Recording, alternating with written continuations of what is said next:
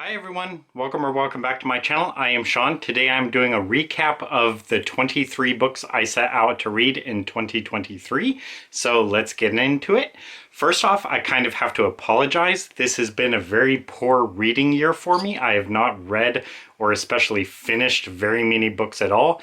And of the books I chose for 2023 to feature in my 23 books to read in 2023 video, I didn't really like a lot of them. Of the 23 books I set out to read in 2023, I finished, read every page, every word, only 3 of those books. And of them, those 3 books wound up in the top 4. Even for some of the books that I was enjoying, like the writing was good, the storytelling was good and all that, I just didn't really enjoy reading them. I guess what I should say is I did not feel real motivated to read. So even though I thought the book may have been perfectly fine, it's well written maybe, I just didn't really want to read it, especially after like 50 or 75 pages. Maybe I just thought, okay, I have a pretty good impression of this book, but I don't really want to sit down and read it. I would rather do other stuff like interacting with my birds or playing a video game or whatever. Or especially writing. I've done lots of writing this year. So again, not a good reading year for me. I apologize for that. I'll try to do better.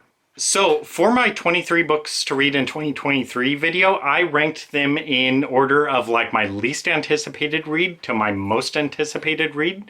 So for this time, what I will do is I am organizing them in terms of my least favorite book all the way to my favorite. So the following books are all going to be 1-star rating books. So these are books I did not like. Single star, did not like, would not recommend. Beginning with number 23, my least favorite book of 2023 would be Dubliners by, I think, James Joyce. This was my first attempt at reading a James Joyce book, and I honestly think I did not read a single word of this book, and there's 2 reasons for that.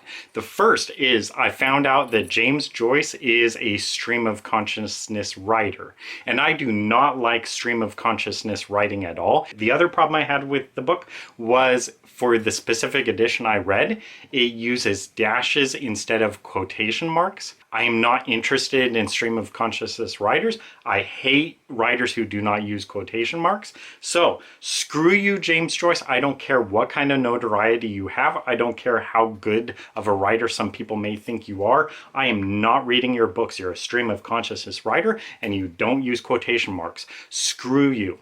So Dubliners is my least favorite book for 2023. Not reading anything else by him ever again. Screw that.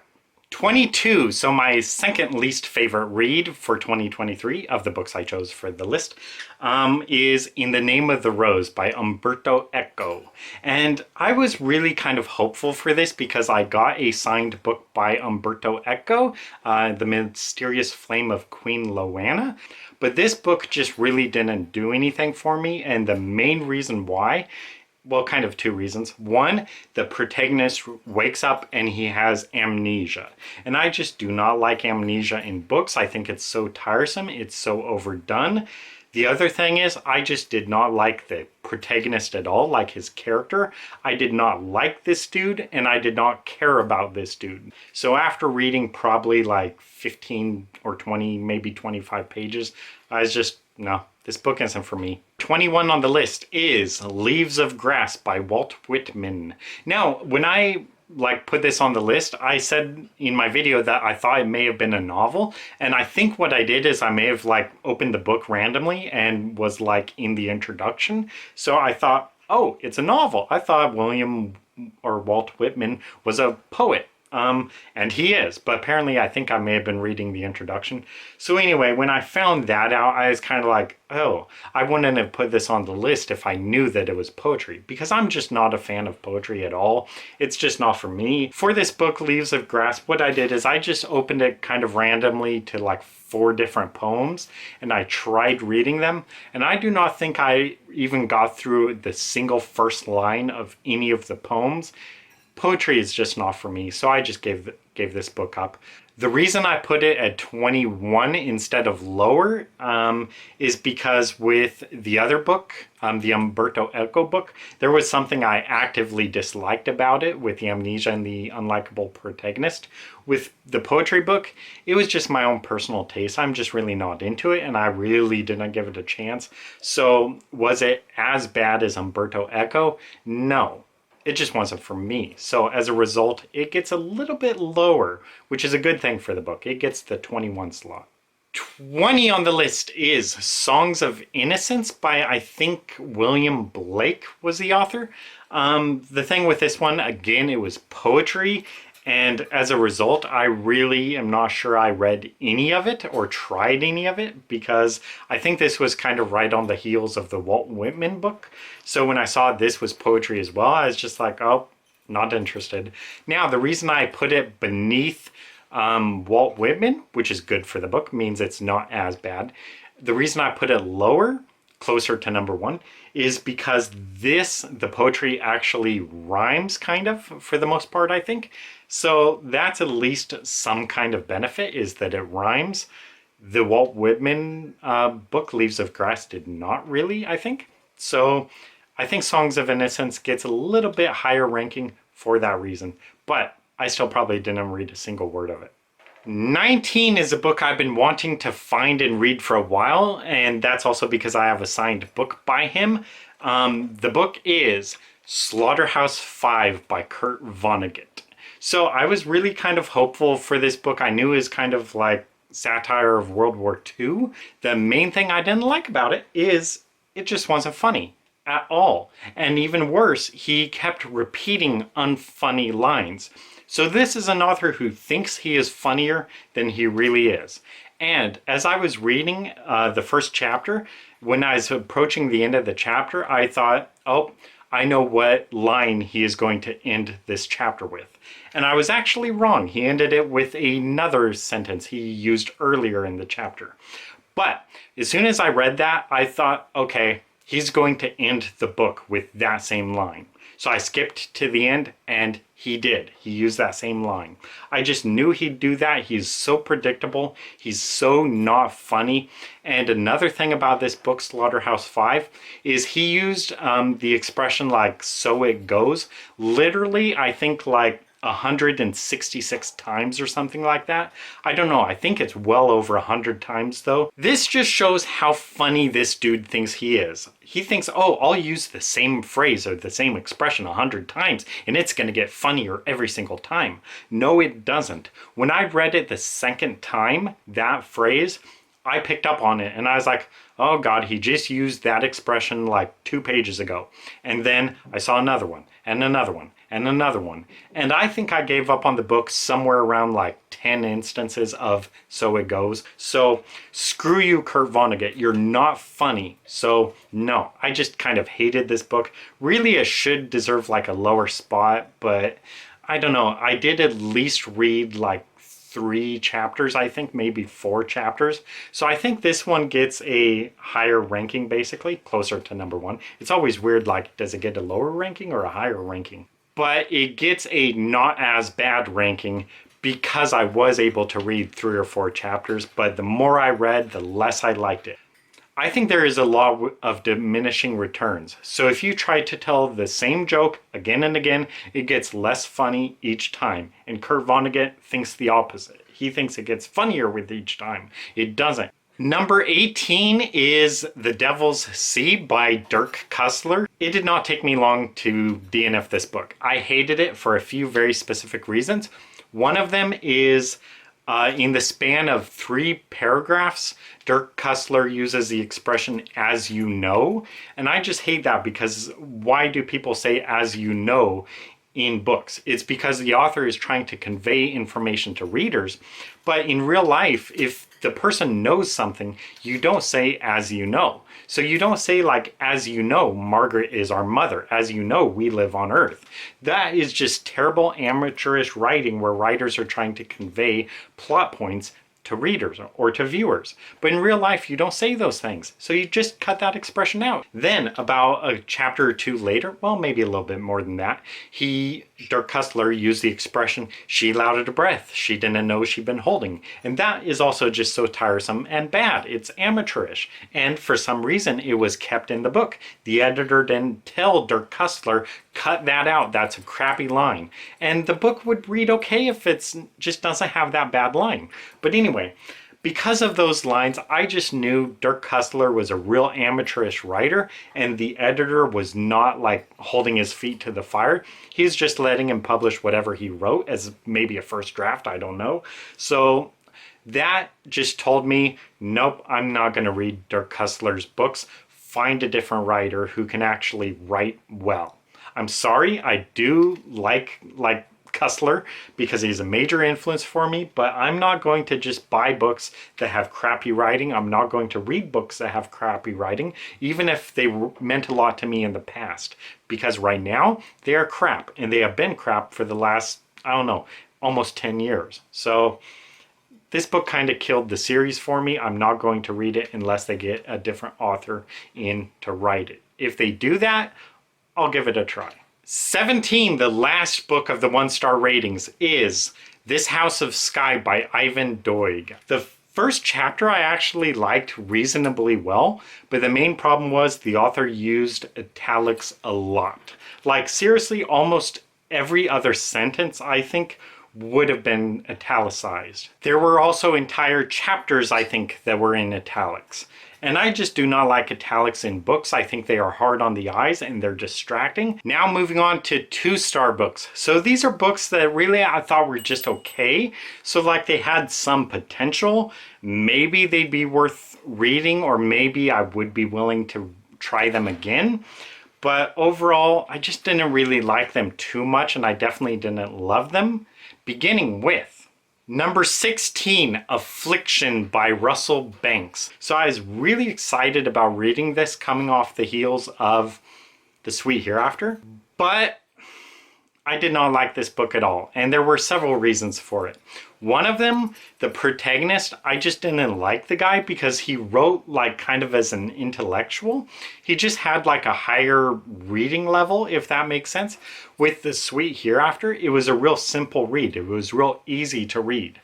But with this book, the protagonist just writes like he's almost like a college professor, and as a result it's just not really enjoyable because it's just hard to read. Then I think the protagonist may have had a daughter who in the book I think was 10, but she talks like she is like 33 years old or something. She talks like a 30-year-old. Lastly, I think in maybe the second chapter, or possibly the third chapter, the protagonist keeps using the expression Jesus Christ, and that was just so exhaustive. I think he probably used that expression like 10, maybe 15 times in the chapter. I don't know, I may be exaggerating it a little bit, but I think he definitely used it around 10 times. And so that, again, I just do not like profanity in books, and that is just tiresome. If this guy is meant to be like this college guy, real advanced kind of smart guy, why is he only coming back to that? Just Jesus Christ, Jesus Christ, oh, Jesus Christ. I didn't like it at all. So unfortunately, this book, Affliction, was a real anticipated read for me, but I didn't like it at all. 15 is House Made of Dawn by N. Scott Momaday. So I think this book may have won a Pulitzer, which of course I've never liked any books that won a Pulitzer, so that's really the first mark of a bad book for me. My conclusion from this book was the writing style itself, like the writing voice behind it, was just real difficult for me to get along with or to read or whatever. Like I could just not get the cadence of the writer's style in my mind. I don't know if that makes sense at all, but basically the way I think for this book, if you could find this book as an audiobook narrated by an American Indian narrator or even by the author itself, I think this book would definitely be worth listening to, because again, just for me, it's written in a very unique style and the voice just doesn't really appeal to me. It doesn't do anything for me. But if I could hear it in like a Native American telling it, and just like the cadence of a Native American, an American Indian, I think it'd be pretty interesting. I don't know, just now I'm not really into audiobooks, so I didn't even try finding an audiobook. But that would be my recommendation. If you could find this book as an audiobook by a Native American narrator, I'd say go ahead and do it. I think it could be interesting. As a novel, it didn't do anything for me whatsoever. 14 on the list is Collected Stories by Carson McCullers. Now, a couple years ago, I think I read the book The Heart is a Lonely Hunter by Carson McCullers, and I am not even sure if I liked it, but that book just did something to me. I've never been able to like get rid of it in my mind. I don't know, that book just did something for me. The Heart is a Lonely Hunter. And I can't say I liked it or loved it or disliked it or hated it. It's kind of like all the above, and I'm not sure what to think about it. So I wanted to read everything I could really by Carson McCullers. So Collected Stories, just a collection of short stories. And the first one I thought was kind of just okay. Then I think there was another one, I don't know if it's second or third, but it was called like, I don't know exactly. I think it's something like The Corner Apartment or something on whatever, like 34th Street or something. I don't know. I really liked that one because there were so many like references or whatever to The Heart is a Lonely Hunter. I guess how I should say it is it's like things that would later go into The Heart is a Lonely Hunter. I picked up on them in that story. I kind of really liked that book, but then as I was reading just story after story, I kind of noticed they were all very much the same, because they would have like a protagonist who is playing an instrument, or they would have a character who loves someone who doesn't love them in return. And all in all, it just seemed like you already used that story element, or you used it in a previous story, or you used it in The Heart is a Lonely Hunter. So I kind of just kept thinking for every story, you're just coming up with the exact same stuff, and you're not telling anything new or different or whatever. And it's all kind of autobiographical in a way. So for a lot of it, like Carson McCullers, I think, did play an instrument of some kind. Some of her characters have an illness, and she had an illness. And anyway, so I was kind of growing not to like it at all because it's just so repetitive in a way. Like, oh, yep, here's another character who plays a cello. Oh, here's another character who plays a cello. So it just got tiresome to me, and I'm not a fan of short stories. So after reading maybe about 8 of them, I just lost interest. So that's really unfortunate for me. So this book really kind of lowered Carson McCullers in my like rankings. I'm not really enthusiastic about reading anything else by her because I'm just imagining, oh, I bet someone's going to play a cello in the book. So I don't know. It's kind of like an author who may come up with something real good, but they can't come up with anything after that point. They're kind of like a one-hit wonder. They can come up with a good riff or a good tune or a good book or a good story, but they can't replicate it. They can't come up with anything different. That, I think, might be the case with Carson McCullers. Really unfortunate, but it is what it is. So it goes. 13 is Atlas Shrugged by Ayn Rand. Not Anne Rand, Ayn Rand. At least I think that's how to pronounce it. It's kind of funny. I may be like one of the few people who knows how to actually pronounce a name right. That's different for me. Hopefully I know how to pronounce it. Hopefully it's Ayn. But anyway, Atlas Shrugged. So what I'll say first off is I know Ayn Rand is a very polemic figure or a very divisive figure. People either like absolutely love her or they utterly hate her. For myself, I had previously read some other Ayn Rand essays actually. She was part of a book called Capitalism, The Unknown Ideal, which is just a collection of essays by different writers like espousing capitalism, and Ayn Rand was one of them. And that was my first introduction to Ayn Rand, and I really liked some of her essays. But anyway, so I liked her views on capitalism. So I previously read like, I don't know, maybe like 4 or 5 chapters, maybe like 50 or 75 pages of Atlas Shrugged years and years back. And then about a year back, maybe a little more than that, I picked up the book again about 75 pages in. And I was really actually quite astounded at first with Ayn Rand's writing. It was just a real beautiful writing, real perfectly written writing in a way. And I was really enjoying it. And I was kind of like, man, why did I give up on this book? This is pretty good. Now, it is a real long book. It's like 1,200 pages and real small font, which I knew would be an issue. But as I was reading, I was just really surprised, really, that Carson McCullers, Ayn Rand is a real good writer. But as I was reading, I kind of came up with some problems with the book. One of them is, of course, the length. It's just real wordy. Like, do we need all of these scenes in here? This is kind of going slow, even though I thought she was a good writer. The bigger problem for me was that her political views would be really overt in the book and just really over the top. So, like, there was a scene in the book, like, a lot of these people work in the railroads or whatever. They have railroad companies. And one of the characters was quite literally saying, like, yes, my objective is to be poor. I don't care if I lose money because my purpose is to do good for society. Bird. So this tycoon just kept saying, going on and on, like, my profit is bad and I'm not going to make money, and it doesn't matter if I go bankrupt or whatever, and it doesn't matter if I do bad business or whatever. My only goal is to help society. And it was just so over the top. Like, no one would say this. Like, I understand what, again, I keep saying Carson McCullers. I understand what Ayn Rand was trying to do, but she was doing it so over the top. So basically, that's it. I think she was just way over the top, way overt with her pushing her political views. Like, she'd get to a point, she'd have good writing, and then she'd get to a point where it's like, aha, this is where I'm going to make this point about something, whether it's, profit or basically capitalism and free markets. And she would make it so over the top, and it's just cartoonish in a way.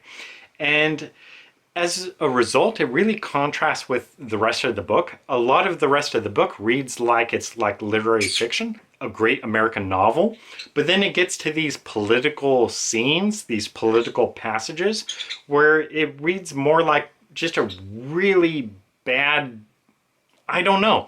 So basically, my takeaway for this book and for Ayn Rand is I think she would have been better off deciding if she wants to write a work of literary fiction, to just do that and to not have the overt politics in it. Just cut those scenes out. The other thing I think she could have done is just write the book in like essay form. So if she wants to write this story about, like, a businessman who thinks his only purpose is to help other people or whatever, to help society, not to make a profit or whatever, just do an essay on that and that'd be fine. But no, she tries to insert this real overt, stupid essay kind of into her novel, which is an otherwise decent novel, decent writing, good writing, and she just kind of corrupts it with that. So, I don't know, either cut out or tone down the politics, or just put those political scenes into essay form. In short, I kind of think Ayn Rand had the potential to be a real good writer, but oh, and also I do like her politics, but I don't think she blended them very well. So I think, like George Orwell for Animal Farm, I think he much better blends like his writing ability with his political views. He tells a story and he tells a political point real well. Ayn Rand, she can tell a good story and she could make a good political point, in my opinion. But when she tries to combine them, she doesn't do very well. So I like her as a writer. I like her politics a lot, but I didn't really like the book because it's just, those scenes kind of killed the book for me. And they should have been my favorite parts of the book because it's where she really gets, hits the nail for her politics. And it's just bad. She included them very poorly in the book. So it killed the book for me. I think I read somewhere around 200 pages of this book, and I just didn't want to read any more. So too long and really bad mix of good writing with really over-the-top politics. So it didn't work for me. Did not like it, unfortunately. It had so much potential, but she just couldn't live up to it. Moving on to 3-star books. So these are books where I definitely liked at least parts of them. And I would probably say I like the book more than I disliked it. I would still probably say I recommend it, but not like a glowing recommendation. 12 is The Kingdom by the Sea by Paul Theroux, and this was a signed copy of a book. Paul Theroux is on the top 1000 list for the Great Railway Bazaar. The thing for this book for me was the first chapter I liked really well, and I thought it could be a potential 5-star book. And I liked the next chapter, but then I was kind of, as it went, I was like, well, this reads just pretty much like the last chapter. And the next chapter I knew would read very much the same. They're not very different. It's just all the same. He wakes up, he eats, he goes to the next town, he eats, he goes to bed. There's nothing really pushing the story along. There's nothing that's like holding it all together. There's no threat involved. I mean, there's just, what am I really reading this for? Why do I need to read the next chapter? Why should I be excited about the next chapter? Why should I be excited about picking this book up to read it? I just wasn't. So my opinion for this book, The Kingdom by the Sea, is that Paul Theroux is a pretty decent writer, but I think his writing is better for like magazine articles. So if he could include any one of these chapters in a magazine, like a travel magazine, just like, you know, the 12:30 bus to this town or whatever, and that's the title of the article, and it's just, you know, a 3-page article, it'd be good. His writing is pretty good. But as a novel, as a 300 or 350 page novel, it just didn't work for me. I had no reason or whatever to read the next chapter. I just wasn't really interested in it. So as magazine articles, it'd be great. As a novel, not so great. So I can't really recommend it too much. So it's just a 3-star book for me. 11 is The Undertaking by Thomas Lynch, and this is a signed copy of a book I have that's on the top 1000 list. So this is a book that is written by a undertaker, and it's about dead bodies and stuff, and dealing with dead bodies and dealing with families who have just lost a loved one.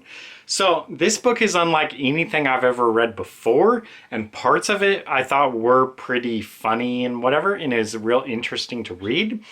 But really the problem with his book is the more it went on, he kept repeating the same things, the same lines. And again, I've already touched on that.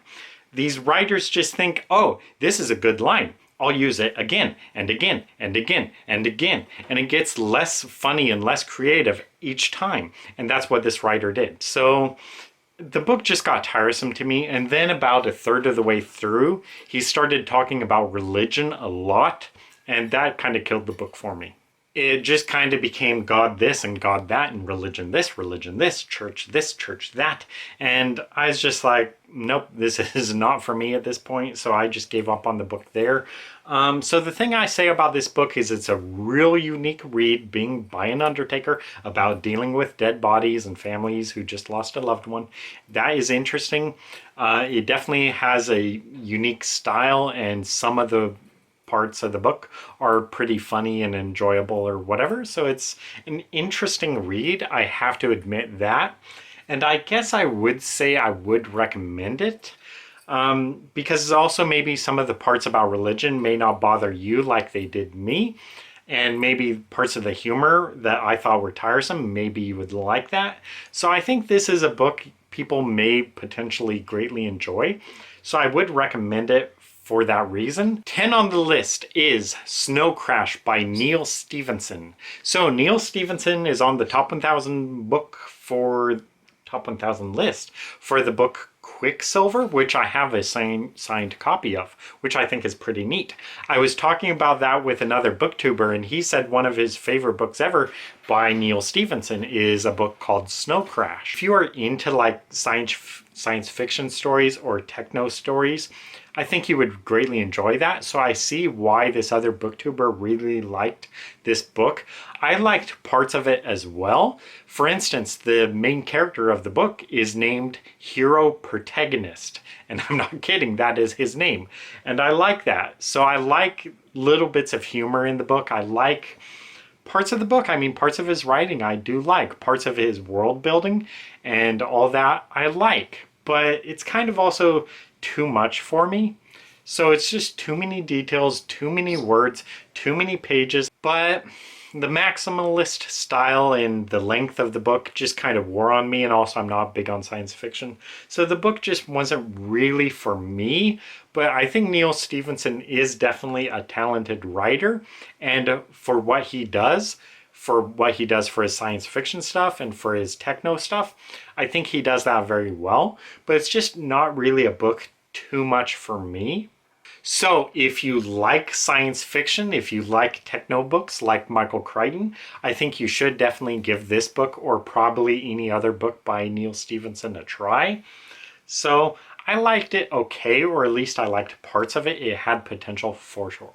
9 on the list is The Decameron by, I think his name is Giovanni Boccaccio. So this is a story very much the same way as like the Arabian Nights or Canterbury Tales. So I think the backstory for this book is, I think Boccaccio wrote it during, I want to say, the Black Plague or the bubonic plague or whatever it was called. And I think he lived in Italy, and so that's kind of the setting of the book. And basically how the book goes is the plague is going on, and so this group of women and a few men gather together. I think there's 10 of them, and they gathered together and they're like, so we need to get away and isolate ourselves because of this plague. So let's go to this like house on our own, the 10 of us. And so they get there, and then they're like, so I guess since we're all here, each day we should all tell a story. And there's 10 of them. So each day they tell 10 stories. And I think the book takes place over 10 days, I think. So in all, I think there's 100 stories. So that on itself is real ambitious. Something I do have to say is this is a translated work because it was written like in Italian or whatever, or maybe Latin, I don't know, probably Italian, in, you know, the Middle Ages, or was the bubonic plague during the Middle Ages? I don't know, sometime hundreds of years ago. Reading a translated work, you always lose things in translation, so I always have to point that out if I'm reading a translated work. You're not really able, the translator is not able to do the original author justice because you just lose things in translation. Now, having said that, I really did like some of these stories. Some of them were pretty hilarious or memorable. And I think I read in all maybe around 20 stories or so. And of them, I think I really liked maybe, 5, 6, 7, 8 of them. And then 5, 6, 7 of them were, pretty decent. And then 5 of them, I don't know if the math on that adds up at all, were kind of like, that story didn't do anything for me. Some of these stories are definitely risque. I mean, one of them talks about, I think a woman, I don't know if she's a prostitute or something, goes into a church convent or something. And there's all these monks, and one of the monks, I think, sleeps with her. And then I think the head monk is like, oh, you sinner, or whatever, to the other monk. And so the monk goes away, and then the head monk sleeps with a woman as well. And the guy comes back and sees that he's doing that. And then he says something like, oh, Father, I didn't know you're supposed to have sex in that position, or something like that. And the monk is just like, oh my God. So you can see how this book would have been very controversial in its time. I think it was banned in its time, the book. So anyway, the book is definitely worth reading for that point, and also because it's so ambitious, 100 stories. This is basically like the Italian Arabian Nights or Canterbury Tales. So anyway, I think it's definitely worth reading. What I would recommend is at least read a few of the stories. For the edition I read, it did have a part in the introduction where it said if you don't want to read every one of these stories, the ones we really recommend are these ones. And I read some of those, but mostly I was reading the book you know, the first day, the second day, and then after like the third day, I think I got bored of the book. But anyway, so some of the stories are definitely worth reading. Some of them are definitely real scandalous and funny. So worth reading for sure, I think. But as it is, I don't really want to keep reading like 70 other stories. I kind of got a sense of what the stories were like, and I felt kind of okay just stopping there and moving on and reading something else. So overall, I did like the book. Overall, there were definitely some more stories I liked than I didn't like, but it is a lot of stories. 8 is Midnight in the Garden of Good and Evil by John Barondett. This is a signed book that is off the top 1000 list, and this is a book that is set in Savannah, Georgia. Bird. And that is interesting to me because one of my books is actually set in Savannah, Georgia. So I was interested reading this for that reason. It is based on some true events. Basically, there was a murder case in Savannah, Georgia, and there was this journalist, I want to say from New York, who went down there and like documented some of like that murder case. And so he kind of wrote this book like telling his story, but he fictionalizes it quite a bit. So like I think in the book he goes down to Savannah, Georgia well before he did in real life, and there's other changes he made. So it's kind of a fictionalized story about true crime, kind of. I liked some of his writing, and as I definitely read a few chapters in this book that I really liked. Chapters that I thought were quite masterful and perfectly written. And that boosted some of my like anticipation for the book. Like, wow, that was a great chapter. Is this actually going to be a 5-star book?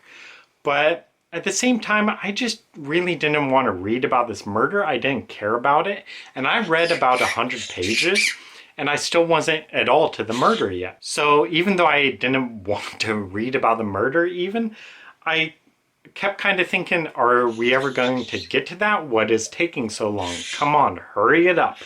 So I don't know. I'm very conflicted about the book. It might be a book I will give another try. I apologize. But anyway, so parts of the writing were good. Parts of the chapters were great. But overall, I gave up on the book after about 100 pages. So I don't quite know what to say about it otherwise. It's just a book. Some of the writing was good, but I didn't really want to keep reading it. 7 is The Labyrinth of Dreaming Books by Walter Moers. This is the sequel to my favorite book of all time, The City of Dreaming Books. It's the most perfectly written book, I think, in all history. I mean, it's just perfect. I love The City of Dreaming Books. Favorite book of all time. This is the sequel to that. And so that had so much expectations, so much anticipation. I was so worried, like, how is he going to follow up with The City of Dreaming Books? He's going to ruin it. I don't want to hate this book. And of course, since I listed it 7th, you can tell I had some issues with this book.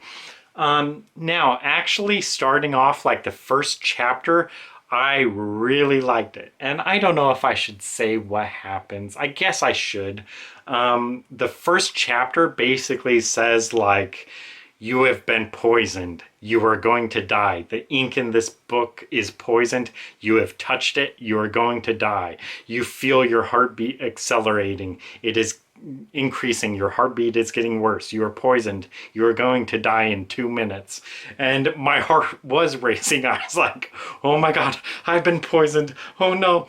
And then it says like, if you turn this page, your heart will stop beating and you will die.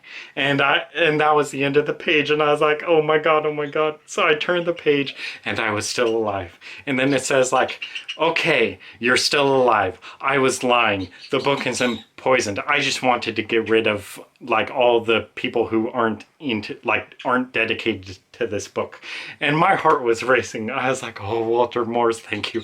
I'm not poisoned. Then I think the next chapter, gosh, I don't know how far into this to go. But basically, the protagonist of this book is named Optimus Yarnspinner. And he is a dinosaur who, I don't even want to go into all the previous parts. But anyway, the protagonist is Optimus Yarnspinner. The same character from City of Dreaming books. Anyway, in chapter 2, I think, Optimus Yarnspinner is back home and he receives, or I don't know if he receives a manuscript, but he's reviewing a manuscript, he's reading a manuscript, and it's not very good. And that's a contrast from the City of Dreaming books, because in the City of Dreaming books, he acquires this manuscript that is the most perfectly written thing he's ever read. It's just a perfectly written manuscript. So that sends Optimus Yarnspinner, the perfect manuscript, to the City of Dreaming books, the city called Bookholm, a city based entirely around books, because he wants to find the author of this manuscript. So that's the plot of the City of Dreaming books. So with this book, Bird, I'm so sorry. With this book, he is reading a manuscript and it's not very good. A complete flip from the City of Dreaming books. So he's reading this manuscript and he's like, man, this is actually the worst thing I've ever read. This is terrible. And he's reading this and he's trying to figure out who the author is, just like in the City of Dreaming books. So he's reading and he's just like, God, this is so terrible. Who came up with this crap? This is terrible, this is terrible. And then realization hits him. Wait a minute, I wrote this. And I just love that. That was just the perfect, contrast from City of Dreaming books, having this perfect manuscript, wondering who the author is, and then this book, it's the worst manuscript ever, and it's something he wrote, and that was just hilarious. So I love that. And anyway, that basically sets the events into motion for the book. He returns to Bookholm, the City of Dreaming books, and I read, honestly, probably about 100 pages. Parts of it I really liked, and it had the same Walter Moore's humor that I liked and everything. I was glad to be back in Bookholm. But then I got to this section about halfway through where he is watching this play, like this puppet show. And it's a real long chapter. And then I kind of flip through the book and I just keep seeing references to like puppets and puppetism and all kinds of things about puppets for the whole rest of the book. So I'm kind of thinking, this isn't a book about books, this is a book about puppets. I'm not really interested in that. So I'm really hate to do this because I had to give up on the book because it's like December 24th now and I still have like 200 pages to go. And it's all about puppets and I'm just not, I don't want to read that. I don't care about puppets. I'm not enjoying the book enough to do that. I want to read about books. So anyway, I had to give up on the book. So there are definitely parts of it I really liked. I liked the first chapter about You Have Been Poisoned. I liked the second chapter about the worst manuscript ever written. And then it's, wait a minute, I wrote this. I love that. I laughed out loud. But the book just didn't have the same appeal to me as the City of Dreaming books. The City of Dreaming books was perfect to me. I loved most every part of it, except a part in the middle that, like 100 pages, kind of the book lost its way, I felt. Anyway, so yeah, this book is a sequel that just didn't quite do the City of Dreaming books justice for me. I liked parts of it. Some parts have Walter Moore's trademark humor, but it's definitely not the best book ever written, so it's not a worthy sequel. So I think that is the 7th book for me for 2023. 6 is A Fine Balance by Rohinton Mystery. So this is a book that I found signed at the bookstore. Did I say that's on the top 1000 list? Now, I was curious what was special about that book. So I looked it up on Wikipedia, which I usually wouldn't do. I don't like to know anything about books before reading them. But I read on Wikipedia that A Fine Balance is often listed as one of the 10 greatest books to ever come out of Asia. So I was real interested by that. That's real high praise, high expectations. So I began reading this book, A Fine Balance, and it's a real long book, like 800 pages or something. And my first impression was, this is exactly like a book I would write. And the writer's style is exactly like my own. There are 2 writers, I think, whose writing style like perfectly matches my own, where we have the same like vocabulary, the same use of description, our sentence structure is the same way. We use dialogue the same way, we just write very similarly. The two writers are Richard Wright, the author of Native Son, and Rohinton Mistry, the author of A Fine Balance. We're like clones of each other. Our writing is like identical with each other. And in a way, it was real rewarding to me to know that this is one of the like 10 greatest books to ever come out of Asia, because the writing is so much like my own writing without even trying to emulate this writer's style. This is just how I naturally write. And if his book is one of the 10 greatest books to ever come out of Asia, I kind of figure, well, if I write the exact same way, my books should be one of the 10 greatest books to ever come out of North America. Anyway, I know that's probably not true, but whatever. It's just kind of, if this writer's writing style is well liked, I kind of figure, well, even if my books aren't selling well at all, my writing can't be altogether that bad. This guy's writing is the exact same, and he gets a lot of recognition. So that was rewarding to me. Anyway, so I was reading this book, and I think I read somewhere in the vicinity of 300 pages, 350 pages, and I was liking it for the most part, but as is the problem with long books, it begins to wear on you. And I began to especially think with this book, when is something going to happen? Because it's just kind of the same thing happening throughout the book. And then it would kind of switch to a different character and they would tell their story, and not a whole lot would happen. So for this book, I just kept wondering, is something going to happen? When is something going to happen? And nothing was really ultimately happening. And I still had like 400 pages or 500 pages to go. And I wasn't liking the book enough to want to get that far.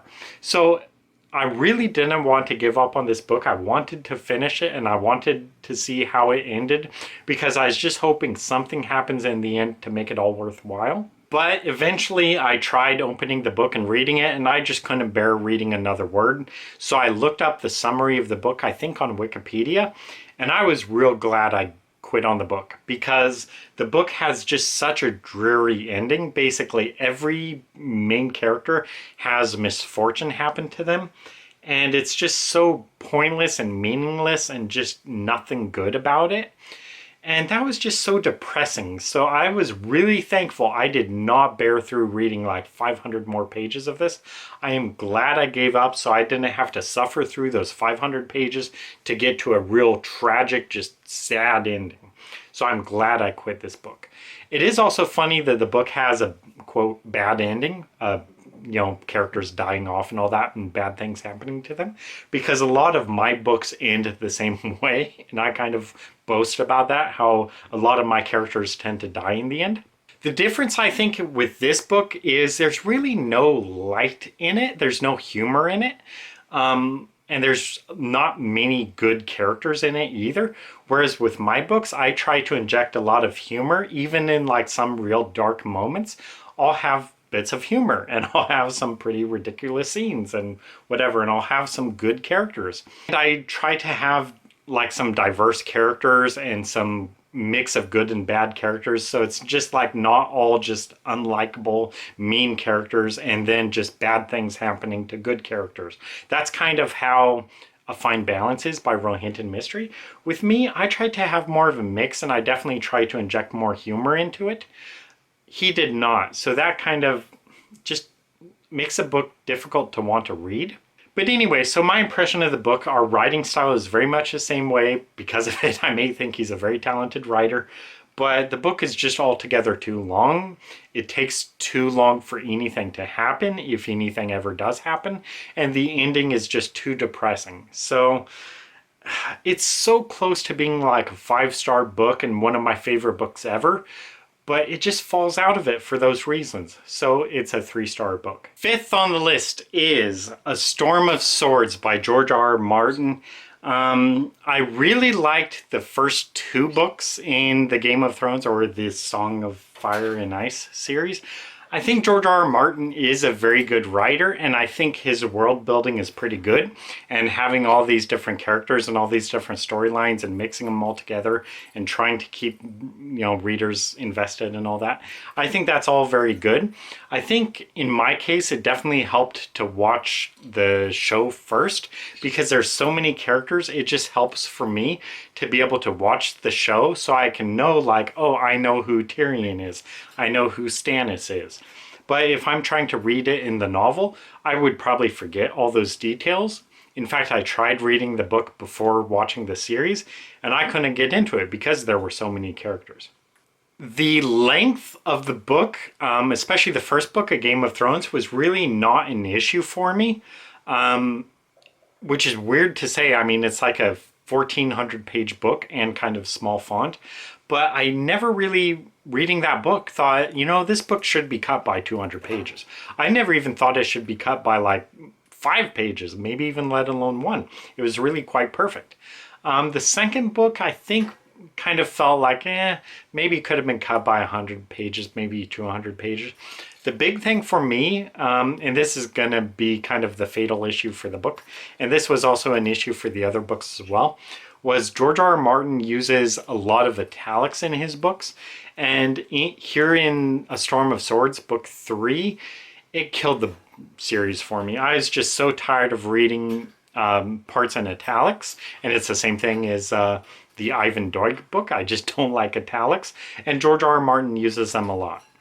A bigger thing also is I am just so tired of reading about the Starks. I want to read something different. You have all these characters in this big world, and he's just sticking with the same like 5 or 6 characters. I want to know what else is going on. I want to know about someone else and what's going on with them and who they are. So I just got tired of the Starks and I got tired of the italics. So I don't know how far I got into this book. I think the Red Wedding happens in this book. In fact, I'm pretty sure it does.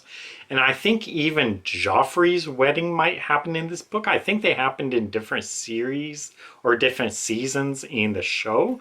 But in this book, I think they happen in the same book, which is kind of weird. I'm really disappointed to, for now at least, give up on the series because I appreciate George R. R. Martin's work he's put into this. As a writer, I really commend him for that. I mean, it's a masterpiece. It's a magnum opus. It's a lifetime achievement. So that's all great. But too many italics, and I'm just tired of the Starks, tired of reading this series. So halfway in, I'm just, for now at least, giving up on it. Okay, getting into the 4-star books. So these are books where really I don't have too much fault with the books, and they are probably definitely books I would recommend, but they're not like flawless masterpieces. Number 4 on the list is Are You There, God? It's Me, Margaret by Judy Blume. So one thing in this book's benefit is it is short, and it is hard to screw up short books. And since I've been having such a bad reading year, that gives this book an automatic advantage. Now, I liked this book pretty well, but parts of it I think were kind of weird for me to read because there is like a lot of talk in the book about like the protagonist. She is like somewhere around 13 years old, I think, maybe 12, maybe 11, I don't know. But like a lot of the books, a lot of the book talks about like her wanting to get her period and then getting it, and then like her friends talking about their periods and stuff. And there's also some talk, I think, in the book about like condoms and sex and like guys that the girls like want to have as boyfriends and all that. And some other stuff as well. Like it talks about, I think, discovering one of the boys' like dirty magazine collections or something like that. And so the weird thing for me reading this book is a lot of times when I read books that are like meant for children, I don't think of the book so much in terms of like how much do I like the book, because I'm not the target reader. The target reader would be kids. But as I was reading this book, I was kind of thinking to myself, is this book even really appropriate for kids because it's talking a lot about like periods and stuff. And another thing about the book is there's a lot of talk, I guess, about God, because of course the title, Are You There, God? It's me, Margaret. And anyway, I don't want to like go in depth about that part of it, but when I finished this book, I was really kind of stumped, like, is this a book I would even recommend to children? If I had children, would I want them to read this book, even though I kind of liked it?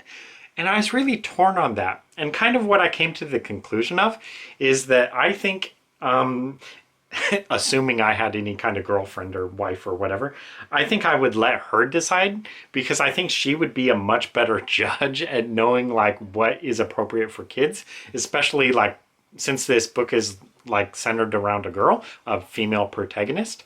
I think, you know, my non-existent girlfriend would have a much better opinion about what time like a girl should be able to read that kind of book.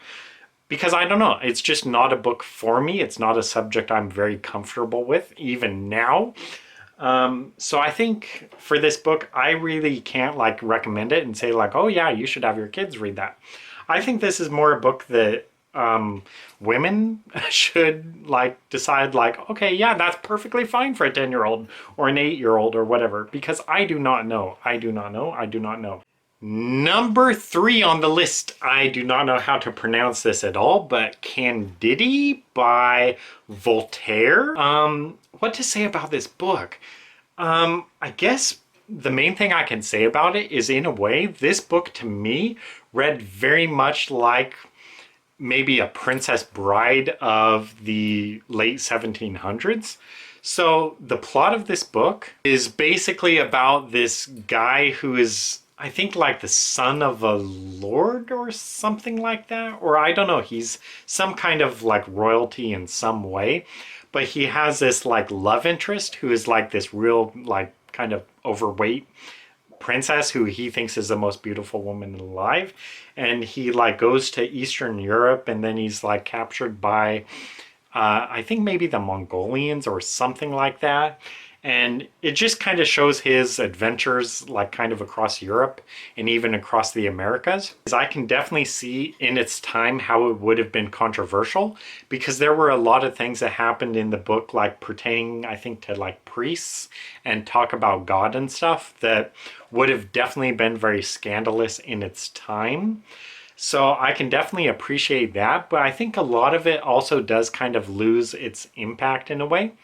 Because for people at the time, I could imagine like reading this would have been like, oh my God, that's scandalous. But now it's kind of like, well, that's kind of, you know, toned down, whatever. It's not too bad. So from that standpoint, it's a little bit different to really read and enjoy it today as you might have enjoyed it in the time. But I definitely appreciate that it's scandalous and all that. And overall, I thought the book was pretty enjoyable and entertaining and even pretty humorous in some parts. So I really liked this book actually, and it was pretty short. So I liked all that. And again, I would really compare the book to Princess Bride. By William Goldman. It was just kind of satirical, and it had just twists on what you would expect. Like instead of having like the most beautiful princess ever, it's kind of this fat, ugly chick. And that's just what this guy really likes. He thinks she is beautiful and he really desires her. And all sorts of stuff. I wish I could remember more about it now. But some pretty absurd things happen in the story. So I really did enjoy this. Candide by Voltaire. I don't know if I'm mispronouncing it at all, but I thought it's definitely an enjoyable read and worth reading. I'd never read anything by Voltaire before. I thought going into it, Voltaire would be much more like wordy and intellectual, but it really wasn't. It was quite easy to read and follow along with, and enjoyable to read. The chapters weren't too long, the sentences weren't too long, the words weren't too long. It was just an overall real enjoyable, simple, interesting read. So I definitely recommend this book, Candide. So good book. 2 on the list, and I think this may have actually been my most anticipated read of the year. And that book is If I Die in a Combat Zone, Box Me Up and Ship Me Home by Tim O'Brien. So Tim O'Brien is the author of one of my favorite books of all time, The Things They Carried. He also wrote another book, In the Lake of the Woods, which I have a signed copy of, which I really liked. So this was Tim O'Brien's first book, and it was a memoirs. His first novel was called Northern Lights, and he wrote that or published that 2 years after this book. So this was the first book he published and his memoirs. And The Things They Carried is like pseudo autobiographical. So it's like, it's meant to read like it's a true story, but he inserts fictionalized bits into it. And I like that. I really love The Things They Carried. But this book, If I Die in a Combat Zone, Box Me Up and Ship Me Home, is a pure memoirs. So this is supposed to be all legit, real, true stuff. As the start, I really didn't like it altogether that much. But then I would get to chapters I really liked. Then, like as I went along, I got to some chapters where I really, really liked them and actually began to think, ooh, this is actually probably going to be a 5-star book. But unfortunately, just I guess because it's a bad reading year for me, I kind of lost interest, even though I was right on the heels of reading some chapters I really liked. I just didn't really want to read too much more of the book. In a way, those chapters kind of redeemed Tim O'Brien to me, because my first impressions of reading this book, If I Die in a Combat Zone, was that it read very much like a first novel or a first work, where I could see parts of his style where he would later, like, you know, reach his true potential. But for the start here, for these first few chapters, I was kind of like, well, it's not as good as The Things They Carried. But as he went on and as the chapters went along, I started to see like, ooh, he's definitely hitting his stride here. Ooh, he's definitely doing real good here. So when I got into those chapters, it kind of showed me like, okay, he definitely does have his writing ability at this point. He is telling just as good chapters as he does in The Things They Carried. So at that point, I kind of had my opinion made up on the book. So basically a slow start where he reads like he's a debut novelist or a debut writer, but then he begins to get better at it. I don't know if it's like for the first chapters, if he's not as good of a writer at that point, but as he's written a few chapters, by then, you know, by chapter 5, he's actually a better writer at that point. And from then on, the book is better. But anyway, basically my conclusion about this book is a lot of things I read about for The Things They Carried, a lot of reviews, complained about people not knowing if the book was true or not, because it would mix up true stories and fiction. And a lot of readers didn't like that. I actually did like that, because I liked just not knowing, is this true? Is this not true? And Tim O'Brien would further confuse you, because he would say, this is a true event. And then he would say, no, I was lying. That's actually a fictional event. And then he would lie to you again and say, but actually I may have based that on something real, or maybe it may have been completely real. And so a lot of readers of that book didn't really like that. Myself, I did. I thought it was just masterful, perfect book. I'm almost actually going to start crying because I love that book so much. Damn it, I am starting to cry. It's just a perfect book. I love The Things They Carried. And the writing style is perfect. Tim O'Brien, I love you. You're brilliant. I have like 3 or 4 signed books by Tim O'Brien. I think he's a genius, really. Yeah, I loved The Things They Carried. But basically the problems people had with that book, I think would be rectified in this book if I die in a combat zone. So yeah, if your problem with The Things They Carried is you don't understand like his mixing up truth and fiction, you would not have that same problem with this book. So for those kind of readers, I would absolutely say, oh yeah, you gotta read If I Die in a Combat Zone then, because it's a pure memoirs. He doesn't do that thing where he's mixing up fiction with it. So it's really up to the reader's choice. So for those readers, definitely If I Die in a Combat Zone is what you want. Myself, I still think The Things They Carried is just a masterpiece. It's perfect, perfectly written. Every single chapter of that book is perfect. Even the chapters where I was like, I don't get why he had that chapter. Then 2 chapters later, I would realize, oh, that's why he had that chapter. It's perfect. So anyway, reader's choice on this one. If you have those problems with The Things They Carried, you'll probably love If I Die in a Combat Zone. Otherwise, I still have to personally recommend The Things They Carried. Beautiful, perfect book. So yeah, that's my opinion on the book. So those chapters toward the middle kind of really redeemed Tim O'Brien for me, because I saw it. Oh, it's not just a book by a debut novelist or a debut writer who doesn't know what he's doing. He knows what he's doing. Just those first few chapters, it kind of took him a little bit to get going, in my opinion. So I don't know. If you do read this book, be patient with the first few chapters. He will definitely start punching out some real zinger chapters real early on. Last of all, my favorite book of the year, and it is the only 5-star book on this list. Finally, number 1, my favorite book for 2023 is Charlie and the Chocolate Factory by Roald Dahl. Now, again, this is a benefit of being a short book in a very poor reading year for me. I really like the film, especially the not Willy Wonka film, Gene Wilder film, Charlie and the Chocolate Factory. I love that film. I binge watch it a lot. I love that film, even though I know a lot of people may not, because it's kind of, it feels kind of dated and low production if you really look at it. But I still think that book or movie is fabulous, and I love like the satire behind it, and I don't know, I just love that movie. And Gene Wilder has a fantastic performance, and I love the songs in it. So I love that movie more than the Tim Burton and Johnny Depp film. I really liked the book. I liked reading the book and comparing it with the 2 movies and figuring out like, oh, this line is exactly in the Gene Wilder movie. This line is exactly in the Johnny Depp movie, and whatever. So that's really enjoyable for me.